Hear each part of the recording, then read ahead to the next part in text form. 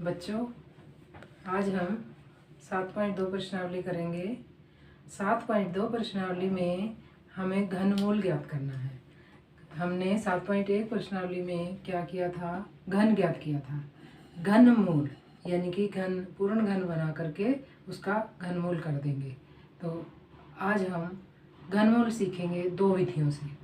घनमूल दो विधियों से निकाला जा सकता है। जैसे एक तो है अभाज्य गुणनखंड विधि,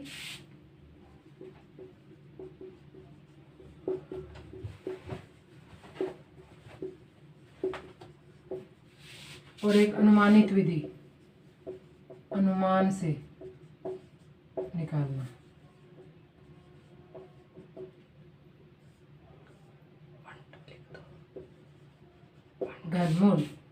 घनमूल एक अभाज्य गुणनखंड विधि से निकाला जाता है, एक अनुमान लगा करके विधि से निकाला जाता है। तो अब मैं आपको पहले अनुमान से सिखाती हूँ। बहुत ईजी। अगर पहले ये आपको आ जाता है निकालना, तो अभाज्य गुणनखंड में कौन से गुणनखंड बनेंगे ये भी आपको पता चल सकता है। तो इसलिए मैं ये क्वेश्चन उठाती हूँ। 10,648। हमें ये देखना है कि इसका घनमूल क्या है, बिना भाग किए, बिना किसी और विधि से अनुमान लगाना है हमें। तो अनुमान लगाने के लिए आप देखो क्या करोगे। पहले पिछले 3 अंक ले लो। 3 अंक क्या है? 648। अच्छा जी, अब पीछे क्या है? 8 है। तो आपको घन ज्ञात होने चाहिए। घन ज्ञात है? नहीं। 1 का घन क्या होता है? 1। 2 का घन क्या होता है? 8। 3 का घन क्या होता है? 27। 4 का घन 64। 5 का घन 125।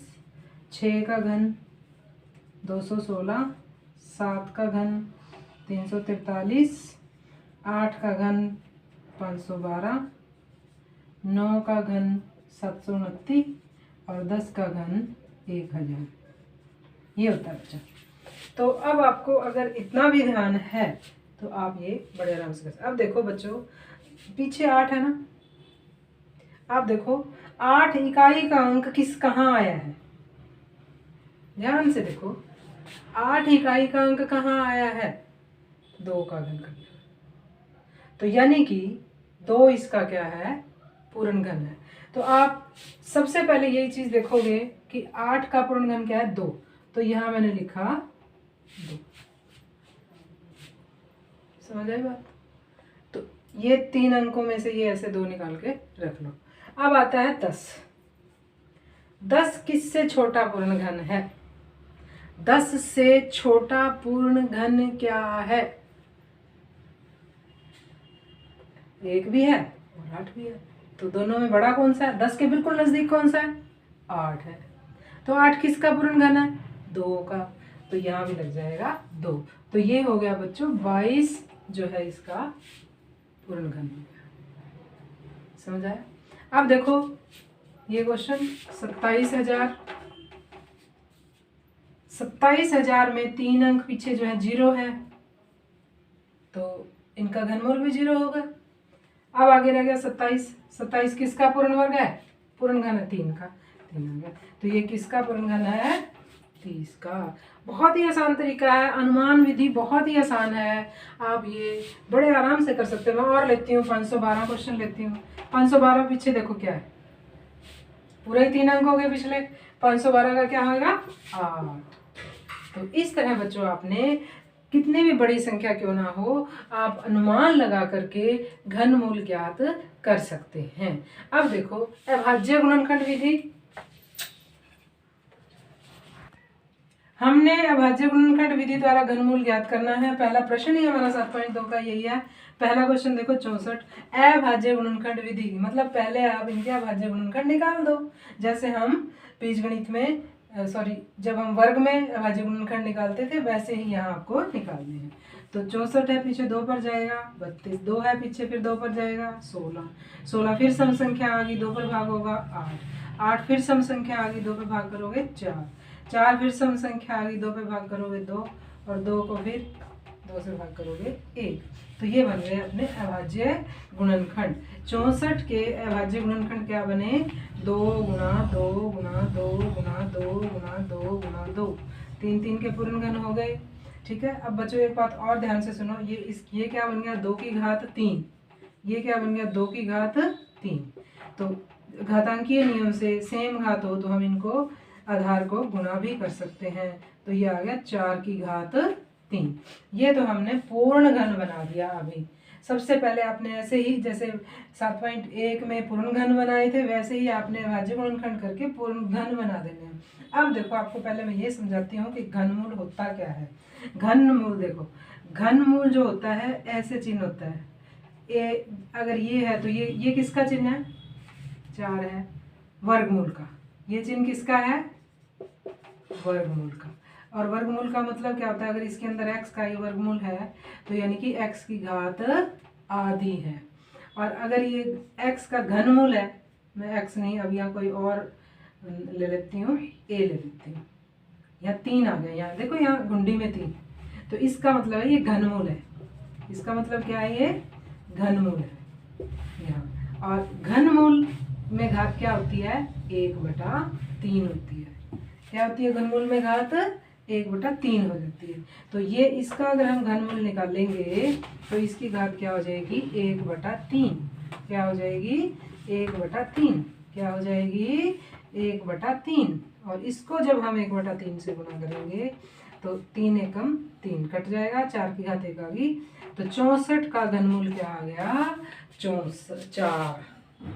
तो इस तरह बच्चों आपने देखो यहाँ भी देख लो, चाहे 4 का घन क्या है 64, तो 64 का घनमूल क्या हो जाएगा 4 वापिस।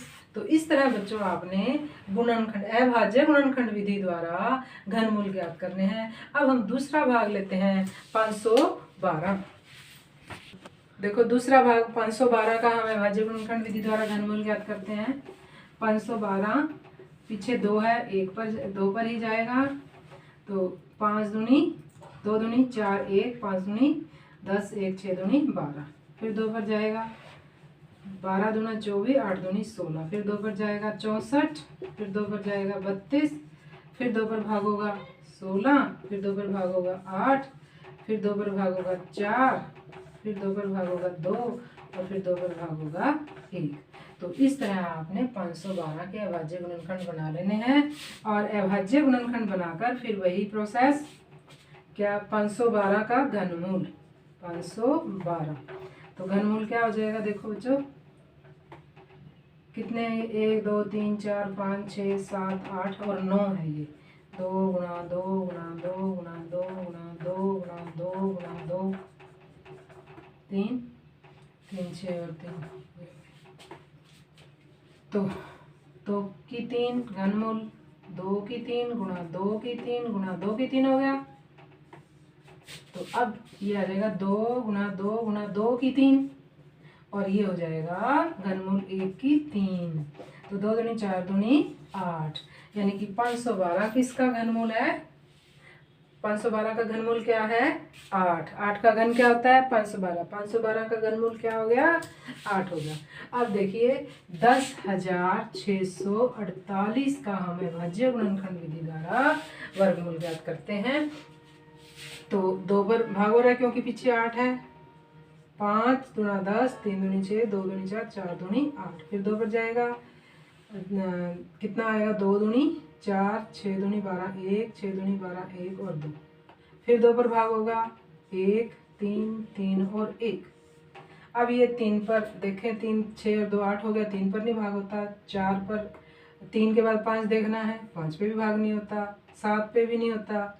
अब ये 7 के बाद कौन सी अभाज्य संख्या है 11, ये 11 पर भाग होता है। तो 11 एकम 11, 11 दूनी 22, 11 एकम 11, ये आ गया 11, 11 एकम 11 और ये आ गया 1। तो अब देखो 10,648 के अभाज्य गुणनखंड कैसे बनाएंगे। 10,648 का घनमूल बराबर घनमूल की बजाय मैं घात लिख देती हूँ 1/3 और अंदर आ जाएगा 2 की 3 और 11 की 3। तो क्या आ गया 2 गुणा 11 यानी कि 22। देखो अभी थोड़ी देर पहले हमने अनुमान विधि से भी 10,648 का 22 निकाला था और अब देखो यहाँ हमने अभाज्य गुणनखंड विधि द्वारा भी निकाल दिया है। तो इस तरह हम दोनों विधियों से घनमूल ज्ञात कर सकते हैं, एक अनुमानित विधि से और एक अभाज्य गुणनखंड विधि से।